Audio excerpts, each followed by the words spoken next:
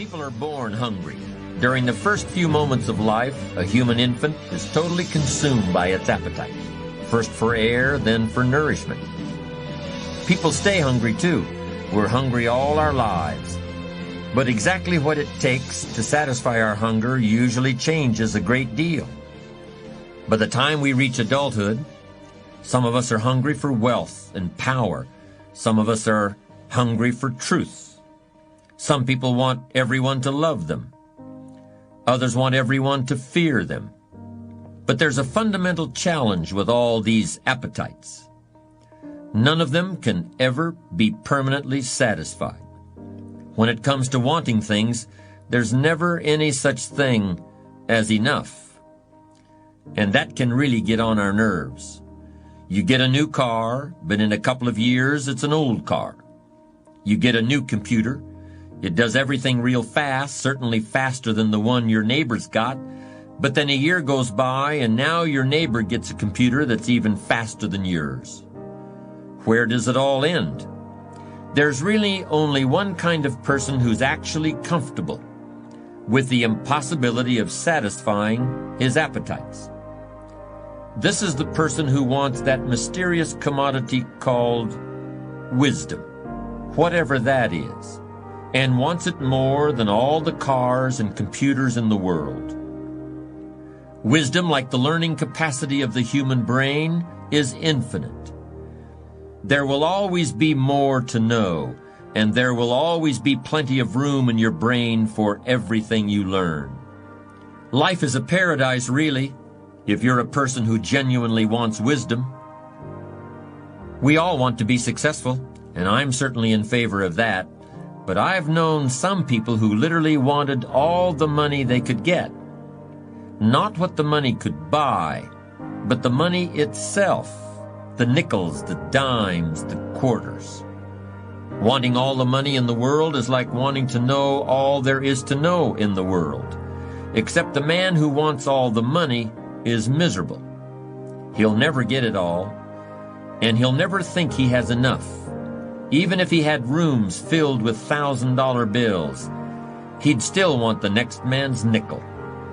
And he'd be in pain about that, filled with envy about it. The man who wants wisdom also wants to look back over his shoulder at the other guy, but he just wants to see what the other guy is reading. And if the other guy is reading a book he hasn't read yet, he's actually happy about it. He looks forward to reading it himself. The acquisition of wisdom is not what all the mathematicians call a zero-sum game. You don't have to give up something in order for me to have it. You can give me your wisdom and now I'll have it, but you still have it too. When one person shares wisdom with another, neither person is diminished. In fact, both are made wiser. Giving and taking is such a basic experience for most of us. But the whole concept of giving and taking doesn't really apply to wisdom. There's no giving and taking. There's only sharing. Wisdom is a unique commodity, if indeed it can even be called a commodity. Unlike the other things people hunger for, wisdom is very hard to visualize. We could imagine rooms full of money, but how can you picture a room full of wisdom? Books aren't wisdom. They're just pieces of paper bound together. Books can help create wisdom in people's mind, but if you look inside their heads, you won't find any wisdom there. So what is it anyway? To most people, wisdom seems like something in a distant country, as if it were on a tropical island somewhere. Few people, if any, have ever seen it, but it's something that everybody's heard reports about.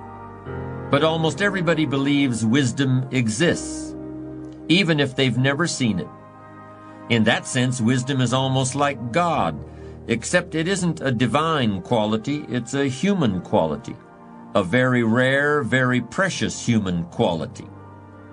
Ask anybody and they will probably tell you that there is such a thing as wisdom. Furthermore, that person will also tell you that he or she hopes someday to become wise.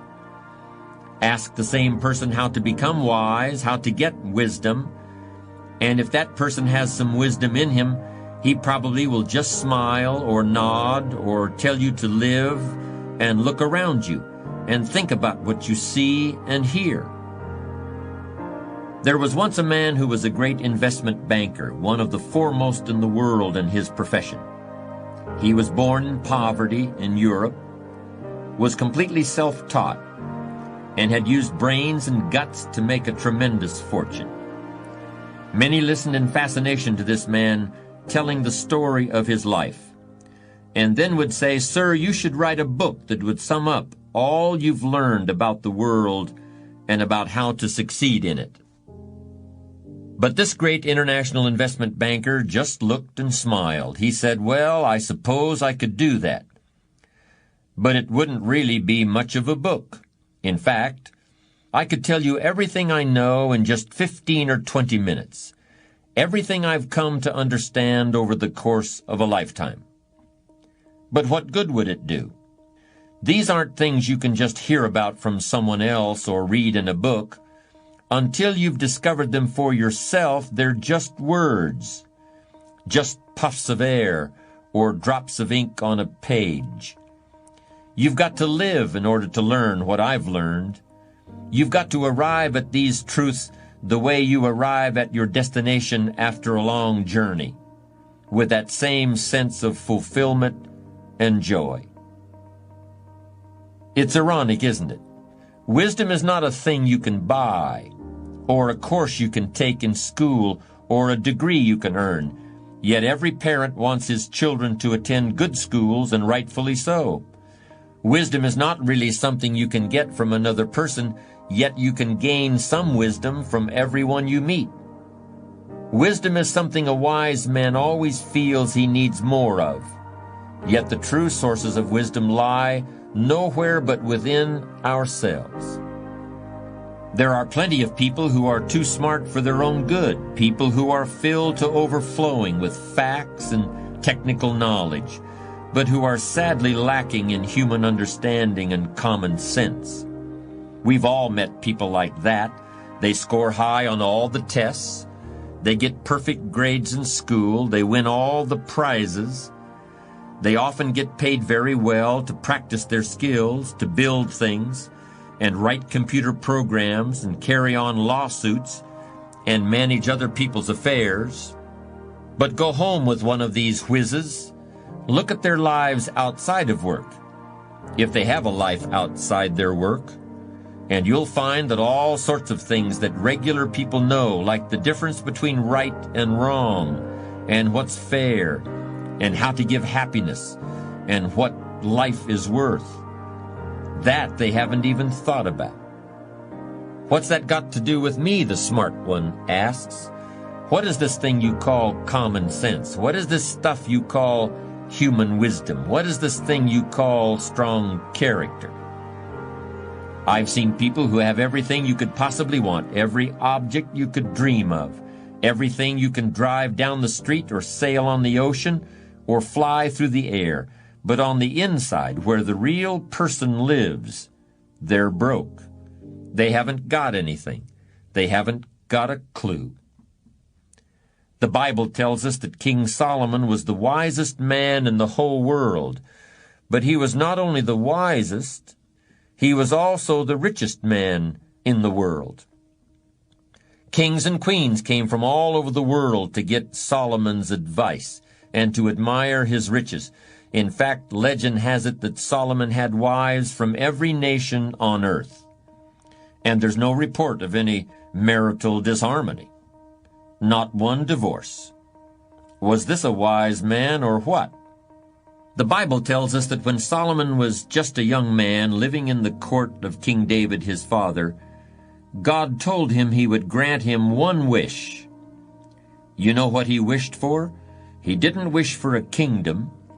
He didn't wish for great power. He didn't wish for good looks or unlimited pleasure or long life or love or fame or security. Solomon asked God to grant him wisdom. And because he asked for wisdom and none of the other things, God gave him everything else too. The most important difference between you and me and